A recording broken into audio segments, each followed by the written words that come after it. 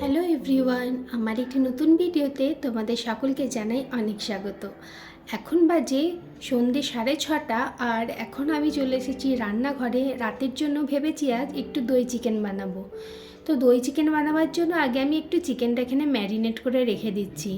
ওই half cup মতন দই নিয়েছি আর সেটাকে একটু ভালো করে ফেটিয়ে নিয়েছি, একটু ধনে গুঁড়ো, জিরে গুঁড়ো আর দিয়েছি একটু আদা রসুন আর লঙ্কা আমি পেস্ট করে রেখেছিলাম সেটা।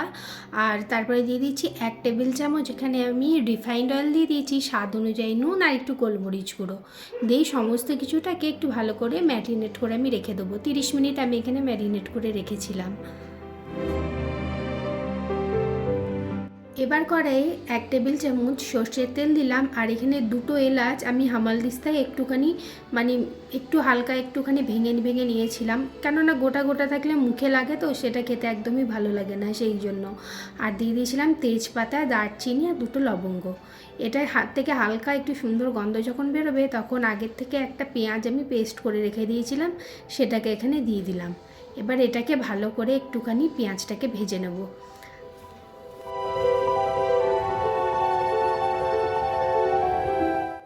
এদিকে দেখো পেঁয়াজটা ভাজা ভাজা হয়ে এসেছে। এবার যে চিকেনটা ম্যারিনেট করে রেখেছিলাম সেটা আমি এখানে দিয়ে দিচ্ছি। যে দইগুলো লেগেছিলো বাটির থেকে এরকম করে একটু চেটে পুটে দিয়ে দিচ্ছি দইগুলোকেও। আচ্ছা, দই চিকেন তোমাদের কার কার খেতে ভালো লাগে একটু কমেন্ট করে জানিও। আমি খুব সিম্পলভাবেই আজকে বানাচ্ছি, ঘরোয়া মতন। তো তোমরা একদম কমেন্ট করে জানাবে তোমাদের ভিডিওটা কেমন লাগলো। এবার চিকেনটা সমস্ত মশলার সাথে খুব ভালো করে মিশিয়ে নেব। প্রথম 5 মিনিট আমি এটাকে হাই ফ্লেমে রান্না করেছিলাম, তারপরে 5 মিনিট আমি লো টু মিডিয়াম ফ্লেমে এটাকে ঢেকে রান্না করেছিলাম। ঢাকাটা খুলে নিয়েছি, কতটা জল বেরিয়েছে দেখো।